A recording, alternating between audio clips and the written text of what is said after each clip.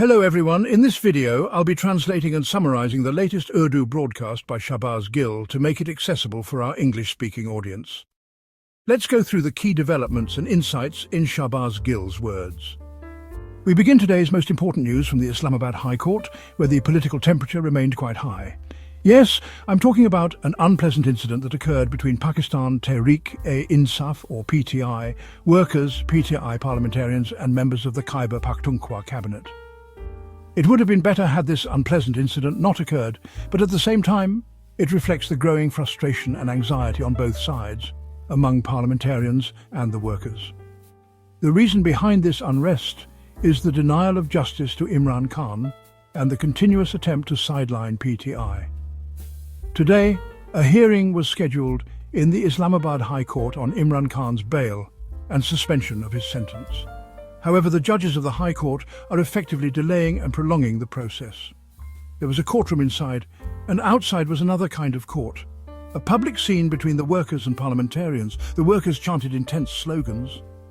According to the videos we've seen and the information received from the ground, the slogans were raised in protest over why the KP budget was passed so quickly.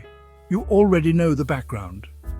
Imran Khan had stated that before the budget is passed, he wanted to meet 5 people to be briefed and informed about how the KP People's Welfare Funds would be prioritised. Imran Khan had strictly instructed that the budget should not be passed without this meeting. But then, suddenly, on the 23rd, the budget was passed within 2 to 3 hours. No due process was followed. What's even more surprising is that the KP budget was passed before the Punjab budget, despite Imran Khan's directions.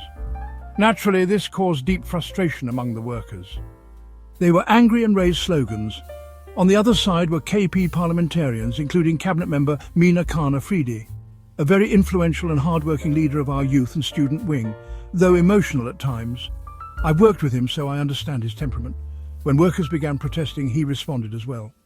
The situation escalated to the point of a near-physical altercation. It would have been better if this hadn't happened, but at least it helps gauge the temperature. Workers are clearly reaching the limits of their patience. They are growing disillusioned, and naturally, when workers are disillusioned, they hold their leadership accountable. My advice to the leadership is this: the way the budget was passed and the process used was inappropriate. I've expressed this considered opinion many times, even before the budget was passed, both on party forums and publicly. The budget should not have been passed like this. No government would have fallen. No one would have been disqualified. Anyone selling this idea to the party is doing it a disservice. A temporary budget could have been passed. Examples of this exist around the world. I discussed this in detail in my vlog and shared all the relevant documents with the PTI leadership. I urged them to pass a short-term budget for 15 days or a month and then consult Imran Khan again. This wasn't just a political matter. It was about the perception of Imran Khan's authority in the party. On the other hand, in my personal analysis, some generals wanted to give the impression that they had already minus-ed Imran Khan. Later you saw statements from his sisters confirming that Imran Khan had effectively been removed. Coming back to today's events outside the court, they shouldn't have happened, but they signal more trouble ahead. There might be increasing tensions between workers and parliamentarians. I sincerely hope this doesn't happen. I repeatedly say we should remain patient. But considering the current temperature and the way Imran Khan is being kept in custody, the workers are deeply agitated. The leadership must ensure the party's rank and file feels included and trusted. When decisions like rushing through a budget overnight, even before Punjabs, are made, naturally, unrest among workers will grow, and unpleasant events like today's may repeat. Alia Khanum also spoke today, saying that Imran Khan had ordered not to present the budget, but those instructions were not followed. She admitted the family had made a mistake and promised to provide weekly progress reports to Imran Khan. She appealed to Ali Amin Gandapur for a protest outside Adiala jail and questioned why parliamentarians don't stand with them when even the sisters of Imran Khan can stand in the heat. Uzma Khan and Uzma Noreen stated that there are people inside and outside the party who claim that Imran Khan's messages are not being properly conveyed to the public. They called this claim false and said that the sisters share exactly what they are told. Any attempt to twist their message is an attack on Imran Khan. I completely agree. There is no logical reason why the sisters would misrepresent anything. They have no personal interest other than to seek his early release. Next news is from Khyber Pakhtunkhwa, or KP. Chief Minister Ali Amin Gandapur has spent an additional 450 million rupees from the discretionary funds. Only 50 million rupees were allocated, but a total of 500 million were spent during this fiscal year. Budget documents reveal that these funds were spent on travel, gifts, and other discretionary purposes. Now, whether this was right or wrong, well, the Chief Minister would know and should be answerable. For next year, the Chief Minister's house has been allocated 38.5 million rupees. But regarding the discretionary funds, I must say, Imran Khan was never in favour of such spending. I was his spokesperson and Chief of Staff. He believed that every penny of the nation's money should be saved. I can only advise the Chief Minister to use these funds in a manner similar to how Imran Khan used to, with austerity and transparency. Spending 450 million when only 50 million were allocated does not align with Khan's principles. This school and college tour by the DGISPR seemed more like a proselytizing tour, aimed at reshaping students' minds through long speeches.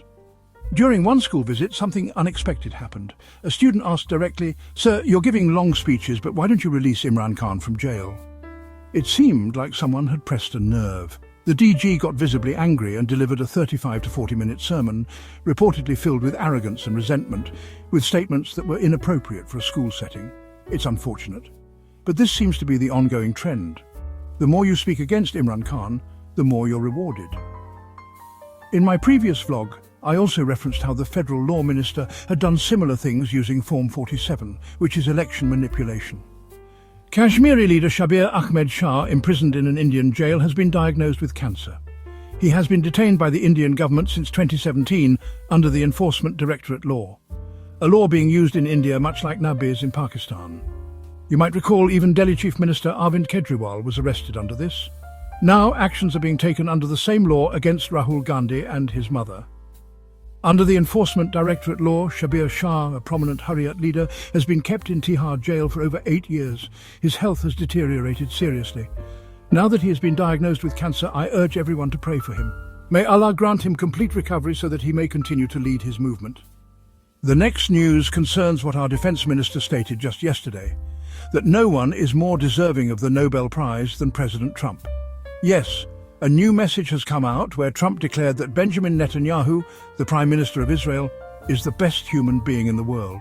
He said all the cases against Netanyahu, both in Israel and in the International Court of Justice, should be dropped. President Trump called Netanyahu a hero and claimed there's no one better than him. According to Trump, all the legal cases against Netanyahu are unjust and should be withdrawn immediately. So congratulations should also go to the Pakistani establishment, the generals and our current regime, because the one they're nominating for a Nobel Prize is now praising Netanyahu as the most honourable and righteous man, while calling for all charges against him to be removed. The next story is a very interesting one from Iran. The Russian foreign minister has made a major revelation. He claimed that the International Atomic Energy Agency, the global body responsible for monitoring nuclear energy worldwide, leaked classified Iranian nuclear information to Israel. The IAEA's core mission is to ensure that no unauthorized country is developing nuclear weapons and that those who already possess them are handling the material safely and securely. Under various agreements with the UN and other entities, the IAEA visited Iran's nuclear facilities. But now, according to the Russian foreign minister, the agency leaked all that sensitive data to Israel, which then used that information to launch attacks aimed at damaging Iran's nuclear infrastructure. If this is true, and there's reason to believe it might be, given that a country's foreign minister wouldn't accuse an international agency lightly, then this is a huge breach of trust. Iran's Parliament Speaker Mohammad Bagher Ghalibaf also issued a statement saying the IAEA passed their nuclear secrets to Israel, which resulted in serious damage. He called this a criminal act, and questioned how any country can now trust the IAEA or allow them access to sensitive facilities in the future. Supreme Leader Ayatollah Ali Khamenei also surfaced publicly for the first time since the recent 11 to 12-day war. In a video message, he said Iran gave Israel a very tough time. In fact, they defeated them, which is why the United States had to intervene. The United States saw that Israel had grown weak and could not handle Iran alone, or that Iran could inflict significant damage, hence American involvement. Khamenei congratulated the Iranian people on what he described as a victory and warned that if Israel attacks again, Iran will respond with even greater force. This was a significant and symbolic appearance, especially since United States and other Western officials had been saying they knew Khamenei's location and could have him killed, but were choosing not to, for now. Next update is from Islamabad High Court. Justice Dogar, brought in from Lahore specifically to avoid hearing Imran Khan's cases, is effectively delaying proceedings. Today again, the court postponed the GHQ attack case until July 3rd, and other hearings are being similarly stalled. Imran Khan, who is now again talking about launching a new political movement, has been facing extended delays in court, perhaps to limit his communication from jail. The hearing on his sentence suspension in the Islamabad High Court has also been delayed for another 4 weeks upon NAB's request. NAB, the same body that filed this, false reference, told the court they need a month to prepare the case. This is despite the fact that Imran Khan's lawyers have been ready for over 6 months waiting for a hearing. Yet the court granted NAB the full month they requested and did not even set the next date for the hearing. Imran Khan's lawyers and sisters sat inside the courtroom, requesting the judge to at least announce the next hearing date, fearing this delay could turn into several more months. But Justice Sarfraz refused to issue a new date and adjourned the case without scheduling anything. Now we must wait and see whether the hearing happens after 1 month or several. Now to Cholistan, where the heat wave is reaching record-breaking levels in Pakistan, with temperatures touching 50 degrees Celsius and feels like temperature nearing 60 degrees.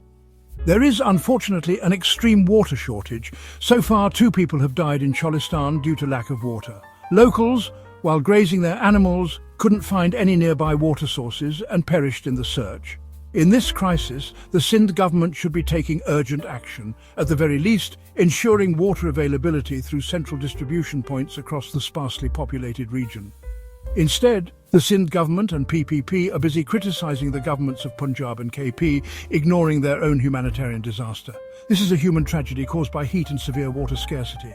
To add to it, India has cut off Pakistan's water supply, further exacerbating the crisis. Let's also look at Sindh's education crisis under 17 years of PPP rule. The literacy rate has dropped to around 57%. 7.2 million children are out of school. 69% of schools lack electricity. Half of the schools lack toilets. 38% of teachers are untrained. Although the education budget is 405 billion rupees, 85% is spent on salaries, not infrastructure or learning. This shows that most of the funds are being used to pay politically appointed staff, rather than improve the school system. The Sindh education system is collapsing under mismanagement and inefficiency, while the ruling party continues to avoid accountability. That wraps up our translation of Shahbaz Gill's video. I hope this English version helped you understand his message better. Please like, share and subscribe to Awami Lens to help our community grow. Don't forget to leave a comment below and let me know what you thought of this effort.